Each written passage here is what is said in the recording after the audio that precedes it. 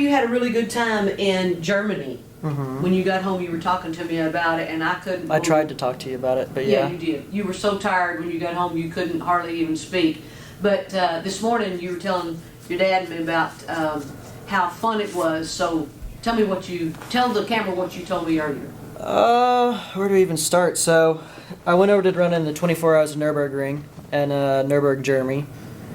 The first outlook of it was like, oh yeah, it's a famous track. It's a big event, and really didn't know what to go into it. Turned out it was a field of 200 plus cars and well over 500,000 spectators. With we were on the GP circuit and the Nordschleife, which is the actual Nürburgring, and the whole GP circuit was sold out. The entire 15, it's a 22 and a half kilometer track all the way around, so 15 something miles. So all that was sold out, and it was just unbelievable to see fans after fans after fans after fans even in the forest. Random, they had to hike through the forest for a mile just to see part of the track, and the passion there was huge. Some of the big things that stood out was the professionalism of all the teams, so that was huge.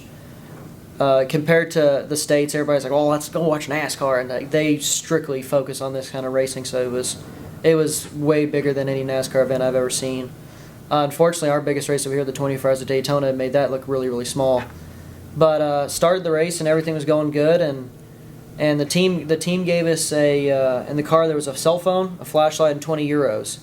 So that was for if we break down, go out into the crowd, and either they said they were ready. They had drills, air tools, blow torches, tires, fuel. Just go through the crowd and search for parts that you needed and make your way back to pit lane. And if we had a flat tire, it was actually quicker to call the team, and they would get on a little dune buggy and drive through the woods just to get our tire for us rather than coming around 15 miles on a flat tire. So tell them about the fireworks. Most cars over there have plastic windows, and some have power windows, but the ones that don't have the power windows, some drivers like to roll them down to get more air in the car. I roll them up so there's less drag over the car. It goes faster in a straight line. And some of the crowds would watch which cars had the windows down and which cars had the windows up, and the ones they had down, those would have targets painted on their back because they would shoot bottle rockets and fireworks at them to see if they can get them inside the cockpit. So it was a constant. It didn't really start until my stints were I had the hardest stints I had from dusk till night, and from night till dawn, which is the hardest stints for a driver because the lights are changing, the whole track's changing, and it's just very mentally straining on the eyes and your mind. So halfway into my stint, I was like, oh man, this is awesome. It's starting to get, and then it got nighttime and it's sketchy. It's really, really, really sketchy. That whole track there's no lights, so you're driving around with your high beams on and at 130, 140 miles an hour going through the forest, and it's really sketchy. You get offline and there's no grip, and finally you start to see the fireworks going around 1 o'clock when the beer had taken its toll. And once the fans got a little rowdy, and once I got out of the car, my stint was good. We started the race 7th.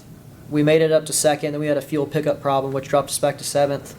And when I got back in the car, I moved up to 6th, and the next driver moved up to 5th, so everything was looking good.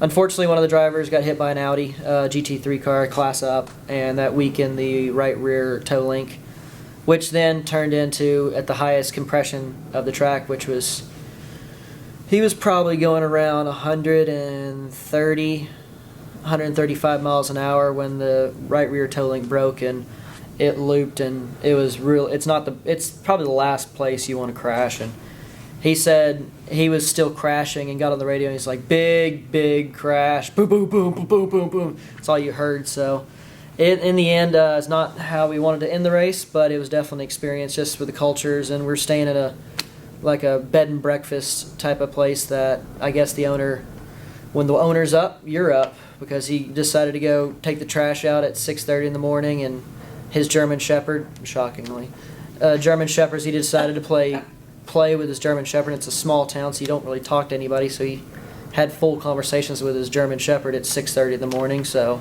we were all up, but love the food over there, like the people. Love the Autobahn.